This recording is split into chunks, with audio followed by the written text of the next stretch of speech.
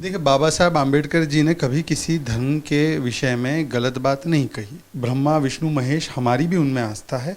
उनको अपमानित करने का काम ये अरविंद केजरीवाल और आम आदमी पार्टी का एजेंडा है। आम आदमी पार्टी कांग्रेस की राह पर चल रही है कि हिंदू को दो गाली ताकि मिले वोट बैंक की ताली। तो ये हिंदू विरोधी वायरस जो है ये इनके अंदर कूट कूट कर भरा हुआ है। ये डीएनए है इनका। दिल्ली दंगों के सारे मास्टरमाइंड को बचाने का काम आम आदमी पार्टी ने किया। वो एक हिजाब पहनकर आता है, आज उसका हिजाब उतर गया है। नमस्कार, मैं हूं किशन बालान। नागपुर में आयोजित बौद्ध महासभा के कार्यक्रम में आम आदमी पार्टी के कैबिनेट मंत्री राजेंद्र पाल शामिल होते हैं, जिसमें शपथ दिलाई जाती है हिंदू देवी देवताओं को न मानने की। और इस पर एक विवाद छिड़ गया है। भाजपा ने आरोप लगाया है कि आम आदमी पार्टी हिंदू विरोधी है, हिंदू देवी देवताओं का अपमान किया है। इसी खास मुद्दे पर बातचीत करने के लिए हमारे साथ मौजूद हैं भारतीय जनता पार्टी के राष्ट्रीय प्रवक्ता शहजाद पूना बालाजी। सर, बहुत बहुत स्वागत है आपका। आम आदमी पार्टी के कैबिनेट मंत्री का ऐसे कार्यक्रम में शामिल होना जहां पर देवी देवताओं का न सिर्फ अपमान किया गया बल्कि शपथ भी दिलाई गई कि ये ईश्वर नहीं है। आप गलत कह रहे हैं। उन्होंने केवल शामिल होने का काम नहीं किया है, वो आयोजक थे। और उनका फेसबुक पोस्ट अगर आप देखेंगे, मैं आपके दर्शकों को दिखाना चाहता हूँ, तो उनके फेसबुक पोस्ट से स्पष्ट हो चुका है कि वो इसके कर्ता धर्ता थे, वो इसके ऑर्गेनाइज़र थे और वो उसकी वाहवाही लूटने की कोशिश कर रहे थे कि मैंने 10,000 लोगों को कन्वर्ट भी करवाया है। परंतु सबसे महत्वपूर्ण बात यह है कि जिस प्रकार की भाषा, अपमानजनक शब्द वहाँ पे बोले गए, दरअसल आम आदमी पार्टी कांग्रेस की राह पर चल रही है कि हिंदू को दो गाली ताकि मिले वोट बैंक की ताली। और इसीलिए ये कोई अपवाद नहीं है, ये कोई वन ऑफ घटना नहीं है, सीरीज़ है इस प्रकार की, जहाँ पर वोट बैंक की खातिर हिंदुओं को अपमानित करने का काम अरविंद केजरीवाल की पार्टी ने किया है। उदाहरण के तौर पर आपको याद होगा, राम मंदिर के विषय में अरविंद केजरीवाल ने ऑन रिकॉर्ड कहा है कि मैं इसका विरोध करता हूँ। मेरी नानी ने मुझे बोला है कि इसका विरोध करना ज़रूरी है क्योंकि वहाँ पर मस्जिद तोड़कर मंदिर बनाया गया। मनीष सिसोदिया ने बोला कि मंदिर को हटाओ, राम जन्मभूमि पर तो एक बिल्डिंग यूनिवर्सिटी की बननी चाहिए। तीसरा आपको उदाहरण याद होगा कि किस प्रकार से अरविंद केजरीवाल ने एक ट्वीट डाला था जिसमें कि झाड़ू के माध्यम से स्वस्तिक का जो पावन चिन्ह होता है, हिंदुओं के लिए बड़ा पावन होता है, उसको ट्वीट करने का ये कार्य अरविंद केजरीवाल ने किया था। और फिर आपको ये तो याद ही होगा कि विधानसभा में जब ये कहा गया कि कश्मीरी हिंदुओं का इस्लामिक जिहाद के तहत नरसंहार हुआ तो वो हंसने लगे, ठहाके लगाने लगे। तो ये हिंदू विरोधी वायरस जो है ये इनके अंदर कूट कूट कर भरा हुआ है। ये डीएनए है इनका। ये तुष्टीकरण में कांग्रेस पार्टी की बड़ी भाईजान है, ये बड़ा भाईजान है और कांग्रेस पार्टी अब छोटा भाईजान बन चुका है तुष्टीकरण के मामले में। देखिए, राजेंद्र पाल ने सफाई दी है कि उस कार्यक्रम में केवल शामिल हुआ था।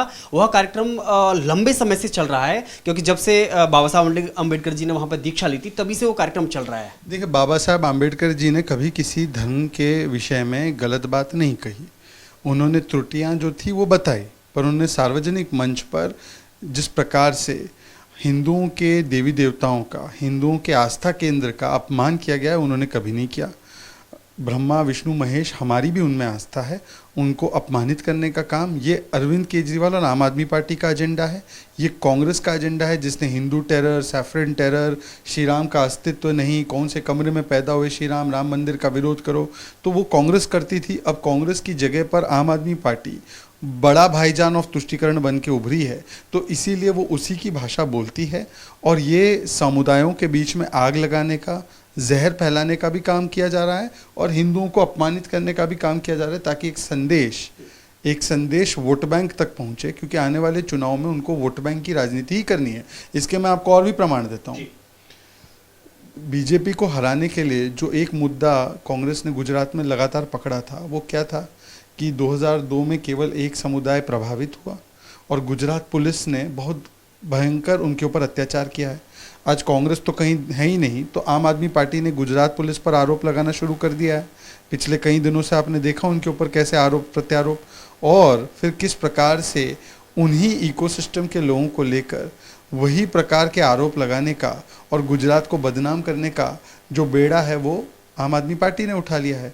तो वही तुष्टीकरण की नीति पर चलते हुए आम आदमी पार्टी आज कांग्रेस पार्टी का पूरा डीएनए में आकर वो वही काम कर रही है।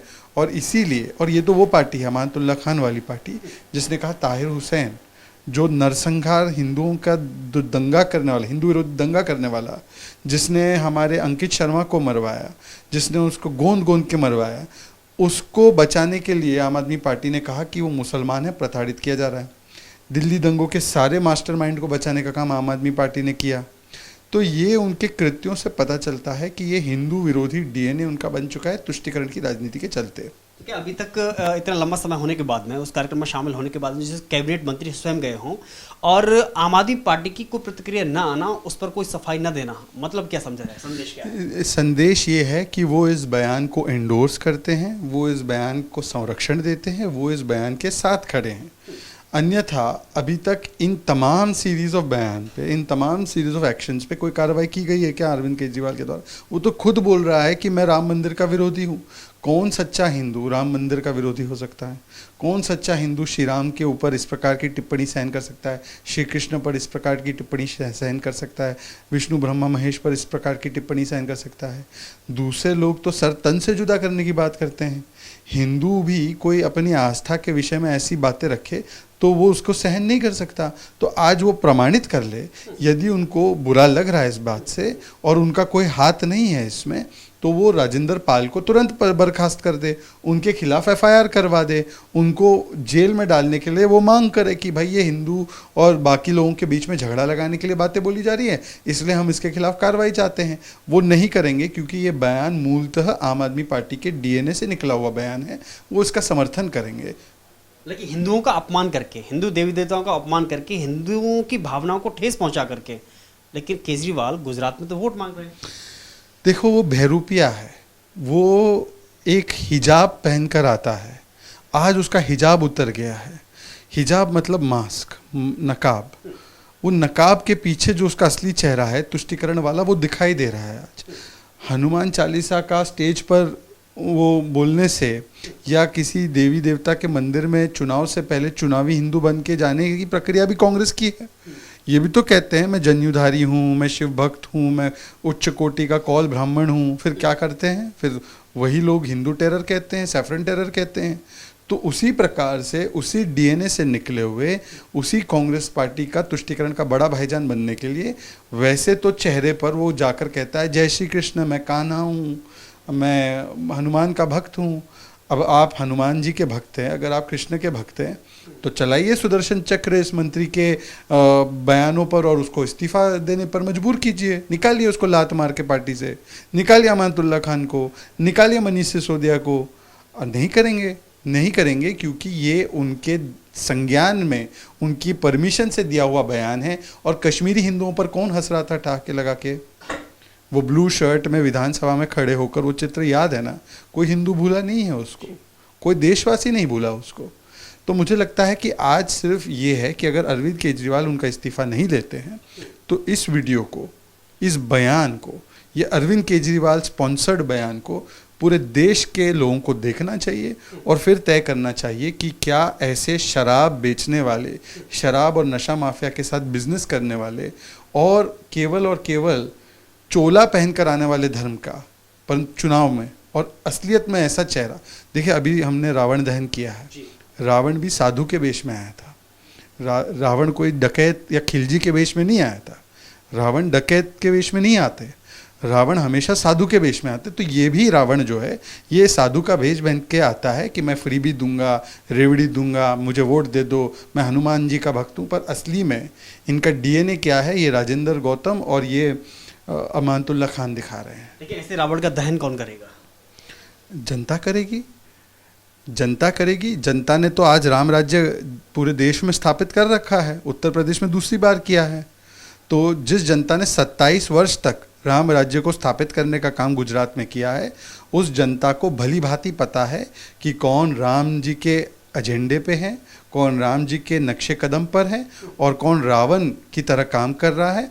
और इस तुष्टीकरण के रावण को, इस शराब माफिया के रावण को ध्वस्त करने का, उसका पुतला जलाने का काम गुजरात की जनता भली भांति जानती है। वो तो राम राज्य वाला ही स्टेट है, जिस राज्य से महात्मा गांधी निकले, जिन्होंने कहा राम राज्य की स्थापना होनी चाहिए। एक और बात है, लास्ट आखिरी सवाल, कि एक तरफ हिंदू देवताओं का अपमान जो किया उस पे हिंदू समाज इसका बदला लेगा, या फिर जो रेवड़ियाँ बांटने का जो काम कर रहे हैं या जो ऑफर दिया जा रहा है आम आदमी पार्टी की ओर से गुजरात में या उसी लुभावनी योजनाओं में सिमट करके हिंदू समाज रह जाएगा? आपको चाहे मैं मुफ्त बिजली ज़िंदगी भर दूं, क्या आप अपने देवी देवता का अपमान सहन करेंगे? कोई नहीं करेगा। सबको अपने देवी देवता, ईष्ट, भगवान, प्रभु प्यारे होते हैं और उनके लिए कोई ये मुफ्त की रेवड़ियाँ, और उनको पता ही है रेवड़ियों की असलियत क्या है। अभी बिजली की रेवड़ियों के बारे में पता चला ना, हजारों करोड़ रुपए वो 2 निजी कंपनियों को दे दिए, जनता का ही पैसा दिया है। हजारों करोड़ रुपए शराब माफिया को दे दिए, जनता का ही पैसा है। एक स्कूल नहीं बनवाई, एक अस्पताल नया नहीं बनवाया, सिर्फ और सिर्फ मोहल्ले मोहल्ले में ठेके के व्यवस्था कर दी है। और किस प्रकार से पैसा कलेक्ट किया जाए, चाहे वो बस के नाम पर हो, चाहे वो क्लासरूम के नाम पर हो, शराब के नाम पर हो, या चाहे वो बिजली के नाम पर हो, तो जनता समझ गई है ये रेवड़ी नहीं, ये रेवड़ी तो मित्रों के लिए है, परंतु मित्रों की रेवड़ी के लिए वो राम जी का अपमान सहन नहीं करेगी।